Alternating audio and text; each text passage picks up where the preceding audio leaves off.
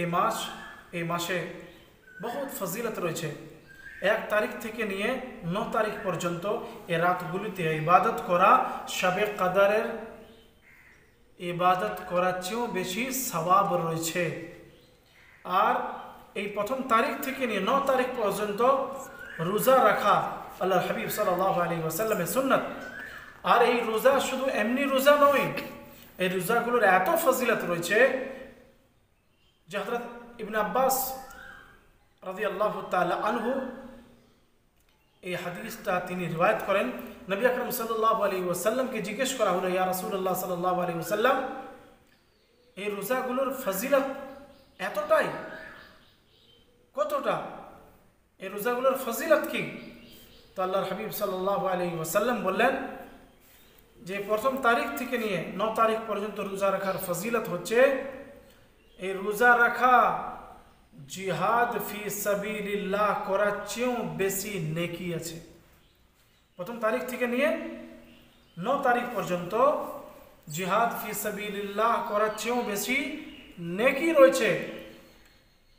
আল্লাহর হাবিব সাল্লাল্লাহু আলাইহি ওয়াসাল্লাম বললেন যে হ্যাঁ, এই লোকেরা যারা আল্লাহর রাস্তায় জিহাদে চলে গেছে নিজের জানমাল নিয়ে, আর সে জিহাদে আর ফিরে আসে নাই, তার জন্য আল্লাহ হাবিব সাল্লাল্লাহু আলাইহি সাল্লাম বললেন এই রোজাদারের নেকির সমতুল্য বরাবর এই ব্যক্তিটা হতে পারে যে নিজের জানমালকে নিয়ে আল্লাহর রাস্তায় কি করেছে, জান দিয়ে দিয়েছে। আল্লাহর হাবিব সাল্লাল্লাহু আলাইহি ওয়াসাল্লাম এই প্রথম তারিখ থেকে 9 তারিখ পর্যন্ত রোজা রাখতেন। ইয়মে আরাফার রোজাটা হচ্ছে কালকের রোজা।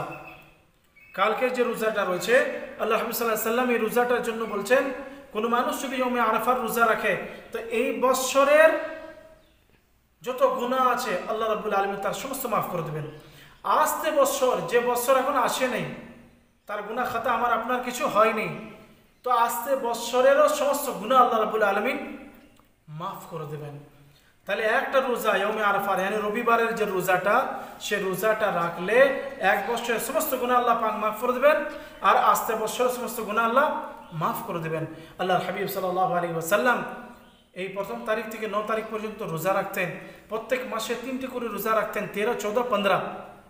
আর প্রত্যেক মাসের আপনি 2টি রোজা রাখতেন। কি কি? সোমবারের রোজা আর বৃহস্পতিবার রোজা। 10 মুহররমুল হারামের রোজা তিনি রাখতেন। সাহাবাদেরকে এই রোজা রাখাগুলোর তিনি হুকুম দিয়েছেন, এই আমলগুলো সাহাবাদেরকে তিনি বলেছেন। তো মোহতারাম বুজুর্গ और दोस्तों, কালকে ইয়মে আরাফার রোজা, এই রোজা সকলে আমরা রাখবো। এই রোজা রাখলে আমার আপনার ফায়দা কি হবে? আল্লাহ পাক আমার আপনার সমস্ত গুনাহ খাতাকে কি করবেন? মাফ করে দেবেন। তারপরে সামনে আরেকটা আমল রয়েছে 10 তারিখে, সেটা হচ্ছে ইয়মুন নাহার, কোরবানির দিন।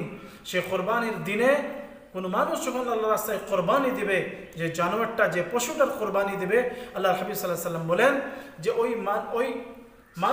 যে মানুষ নিজের পশুর কোরবানি দিবে, কোরবানি ছুরিটা সেই গলা তার উপরে চালানোর সঙ্গে সঙ্গে আল্লাহ তাআলা তার সমস্ত সগীরা গুনাহকে মাফ করে দেবেন। আর সে পশুটার শরীরে যতগুলো লোম আছে, সে লোমের বদলে আল্লাহ পাক তাকে নেকি দান করবেন। আর এই পশু, এই জানোয়ার আপনার কাল কিয়ামতের দিনে কি হবে?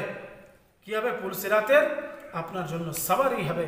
তাই আল্লাহ রাব্বুল আলামিনের কাছে দোয়া করব, আল্লাহ পাক আমাদের সকলকে যেন ইয়মে আরাফা কালকের রোজা রাখার তৌফিক দান করে, এই রাত্রিতে ইবাদত করার তৌফিক দান করে। ওয়া আখিরু দাওয়ানা আলহামদুলিল্লাহি রাব্বিল